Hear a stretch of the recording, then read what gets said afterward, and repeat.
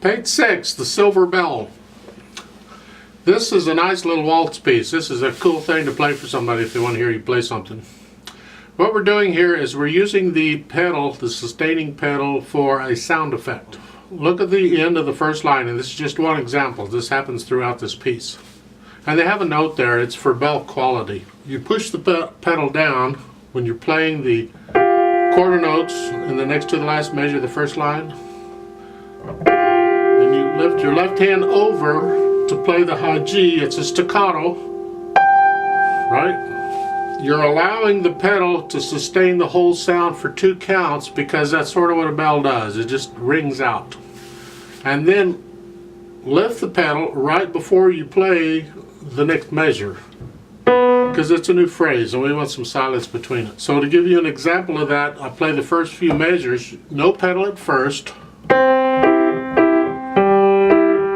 now pedal,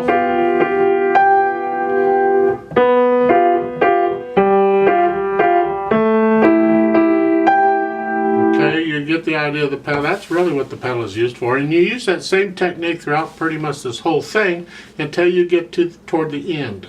Now, I'm not sure what they're after on the third line on page 7 as far as the pedal goes, because they're showing don't lift the pedal up until after you play the C in the next to the last measure. So if I start with the second measure on that line, it's here, 2, 3. I don't know what they're after there, because if I lift the pedal up after I play the C in the next to the last measure and then put it down again on the A flat, I lose the C. I don't want to lose the C. So I'm recommending you treat these as phrases and lift the pedal up right before you play the C. So it's this way. 2, 3. And then the last line, same thing.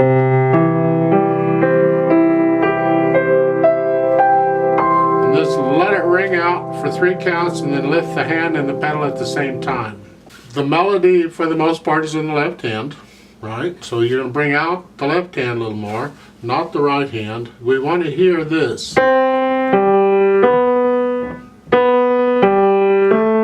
That's melody. The other chunk, that's harmony.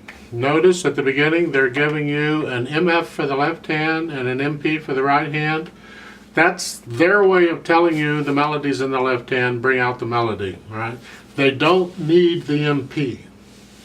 All they need is the MF, and you should know that's the melody. That's what you play the melody at. Everything else is softer.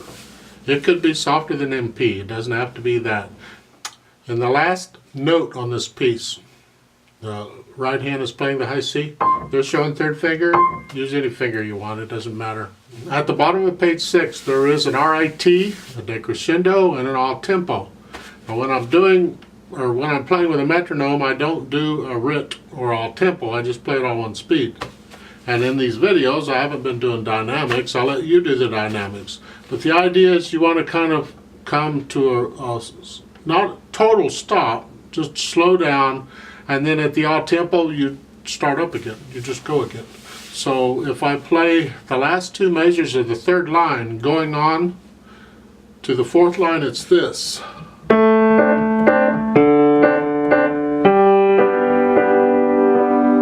I get softer, and then when I'm ready, I lift the pedal up right before I play the next note, and I'm back to the speed. Okay, let's try it out slowly and see what happens. So thumb goes on middle C in the left hand, right hand, alright, foot's on the pedal, here we go.